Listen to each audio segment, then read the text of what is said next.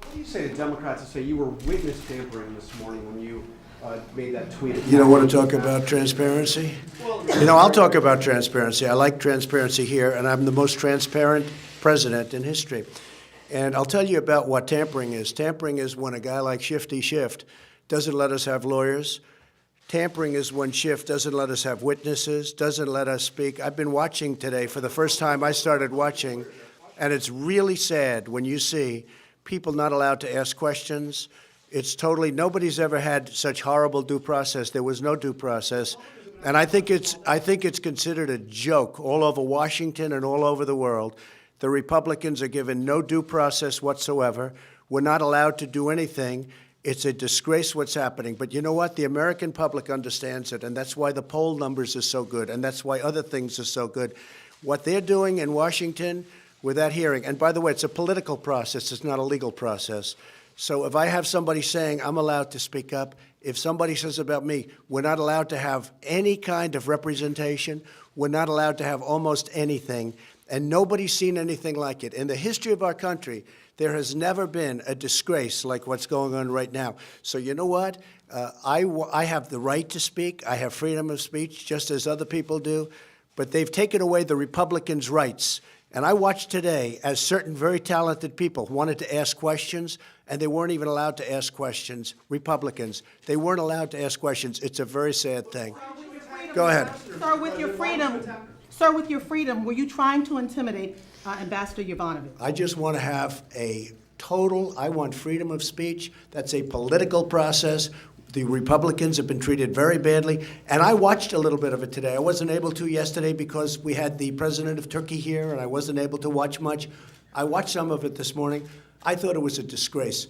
When we have great Republican representatives, people elected by the people, and they're not allowed to even ask a question. They're not allowed to make a statement. We're not allowed to have witnesses. We're not allowed to have legal counsel, White House counsel. It's a disgrace, and it's an embarrassment to our nation. Do you believe your tweets and your words can be intimidating? Yes, go ahead, sir? please. Sir, do you believe your tweets and Quiet, words quiet, can be intimidating? quiet. Sir, do you believe Please. your tweets and words can be intimidating? I don't think so at all. Go ahead. Mr. President, do you think you're going to get impeached? Well, I shouldn't be. In fact, I thought last night it ended because last night I was in Louisiana where we're going to hopefully elect a great governor, Republican governor.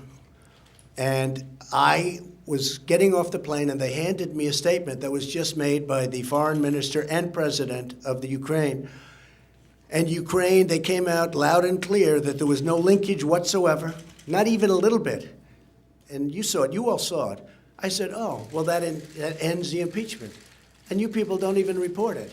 Look, the press is unbelievably dishonest. That was a major statement put out last night by the foreign minister of Ukraine and also by the president of Ukraine. And you don't even report it. It's a disgrace because it said there was absolutely no linkage. We had a perfect conversation. And I also, because of transparency, whether it's medical transparency or just transparency generally, I also put out today a statement. And in the statement, we released, and then Congressman Nunes read a call that I had with the president of Ukraine, and it was a great call. It was a very nice call. Everybody said it was perfect. I always say it was equally as good as the other call.